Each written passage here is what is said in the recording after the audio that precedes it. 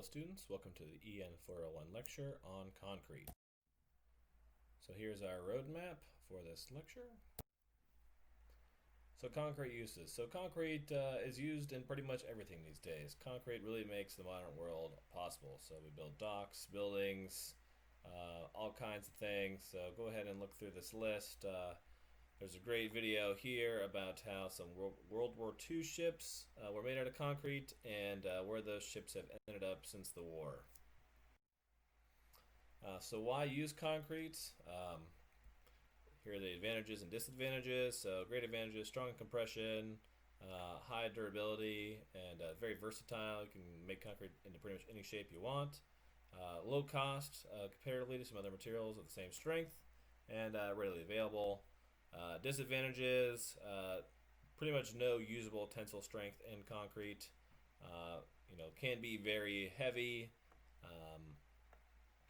You need a highly qualified workforce to install it, and over time, concrete's properties change, and can be hard to maintain. So what is concrete? So concrete is the mixture of cement, aggregates, and water. So our binding material, which is the glue, aggregate, we usually use a coarse and a fine aggregate, and then water. So once we add the water, what happens is we get a chemical reaction called hydration, right? So we get a chemical reaction called hydration that causes the concrete to gain strength. So big note, concrete does not gain strength from quote-unquote drying out. Our concrete doesn't dry out and get strong. It's not like Elmer's glue. If concrete gets dry while it's curing, it actually becomes very, very weak. So we actually want concrete to have the right amount of water in it so that the hydration reaction is fully completed, and that reaction takes quite a long time.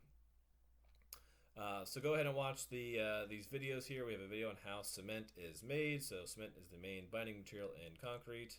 And then go ahead and watch this video here to learn more about what concrete is and how it's made.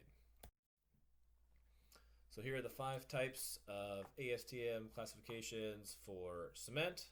So type 1, 2, 3, 4, and 5. Go ahead and read through those, and you should have a general understanding of why you would use each different type of Portland cement for making concrete. So like I said, concrete gains strength from hydration reaction occurring with water and the cement. And this chart here shows us how each different type of cement gains strength due to hydration. So our type 1, this blue, after about 7 days, you're somewhere in the 65 to 70% strength, overall strength of the concrete. And then at 28 days, it looks like all the concrete sort of merge at about 100% of their overall strength. So when we make concrete, we typically fill standardized cylinders, and then we take those cylinders to the lab and test those at 3, 7, and 28 days for normal concrete. If we're doing some high strength stuff for maybe critical facilities or high rises, we would do 90-day and 180-day testing. Typical strength of concrete, 3,000 to 5,000 psi. If you compare that to typical strengths of steel, remember that A36 steel was 36,000 psi of strength. So not quite as strong, but much less expensive. You can get concrete up to 15,000 psi. Concrete not strong at all in tension. Before it cracks, your strength and tension for concrete is only about 10% of its compressive strength. Once it's cracked, then there is zero tensile strength, right? It just pulls apart. So we typically say that concrete has zero usable tensile strength.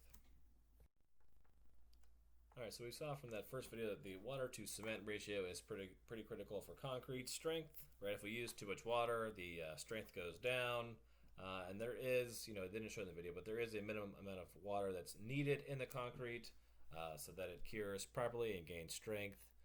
If you have concrete that's dry, you won't complete that hydration reaction. And we saw that the more water we added to the concrete, the more workable it was. But then we lose strength. So we typically test the water to cement ratio in the field using what's called the slump test. So go ahead and watch this video here on the slump test, so you can see how water to cement ratio is tested in the field.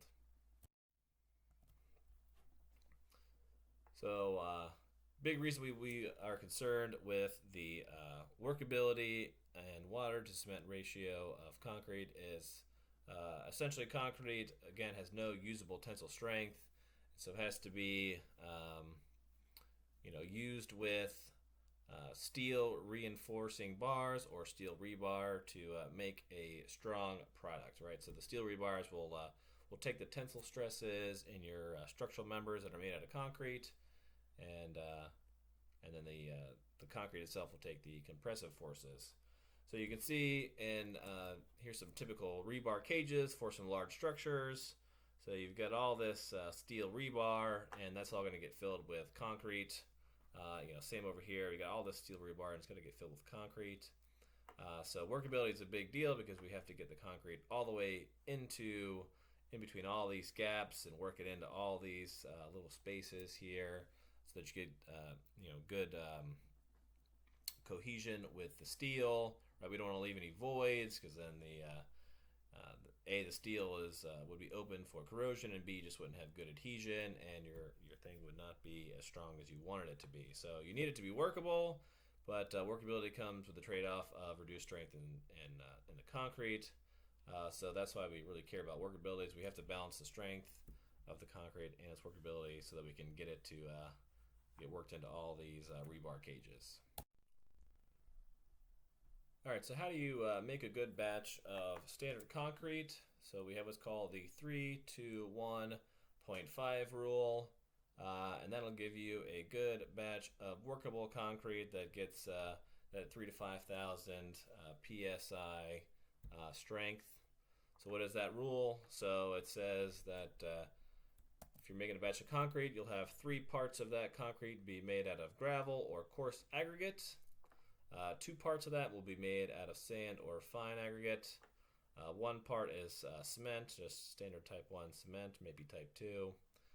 And then half a part of water. So all of these parts, all of these 6.5 parts here are by weight. So we always do concrete by weight, not by volume. And if we make this concrete, we should get 3,000 to 5,000 psi, and our unit weight, or our gamma, would be 150 pounds per cubic foot of concrete made. So once we make the concrete, we gotta place it. So here's a couple different placement methods. So concrete is almost always reinforced with steel, but sometimes we might need some concrete in some different manners, so we can use shotcrete. So shotcrete is basically concrete that's sprayed out of a hose. So go ahead and watch this video. We could also make grout, so that's just cement, sand, and water, so no coarse aggregate. And then you could also do a tremie, which is underwater placement of concrete. Just go ahead and know all those terms. So concrete reinforcement. Concrete has 3 different ways that it's reinforced. So we could do a passive reinforcement. So essentially that's you set up your forms, you put a piece of steel rebar in the forms, you hang it with some hangers or hold it up with some rebar tees, and then you place the concrete in, and you leave it there. You can also do active reinforcement, which would be pre-tensioned or post-tension. So in pre-tensioned, you would put the rebar into the forms, and then you'd have large machines outside of the forms that put tension on that steel rebar. Then you place the concrete, let it cure, and then take the tension off. And post-tension is you tension the rebar after the concrete has been placed. So typically you put a sleeve in there and then allow the concrete to cure. Then you put the rebar through the sleeve and tighten it. So go ahead and watch this video here. It walks through reinforcing concrete, and has a great example of how post-tensioning and pre-tensioning work, and describes to you the purpose of those. So in that video, hopefully you saw that one thing we want to avoid in concrete is cracks, because cracks lead to corrosion. So here's a couple examples of corrosion in concrete. So what happens, right, I think we saw in that video, is as the rebar corrodes, it gains volume, and as it gains volume, it cracks the concrete cover off of it, exposing it more to the environment, and then it corrodes more. So a big problem, estimated at $150 billion a year in 2000, so probably significantly higher in the year 2020. So here's some more examples of corrosion in concrete. Here's a dry dock. You think you want to park your carrier in this dry dock with all this rebar sticking out? Probably not. So go ahead and watch this video here on Does Rebar Rust? Yeah, here's two theories on why concrete corrodes, or why rebar rusts in concrete. So just kind of have a knowledge of those. So here's some measures that we can use to help concrete or the rebar in concrete from corroding. So make sure you get adequate cover. So cover is the amount of concrete on top of the rebar, so at least 2 inches. This is also dictated in certain building codes, so it depends on where you're at. Use enough water to cement ratio. That helps increase the pH and reduce permeability. Proper detailing.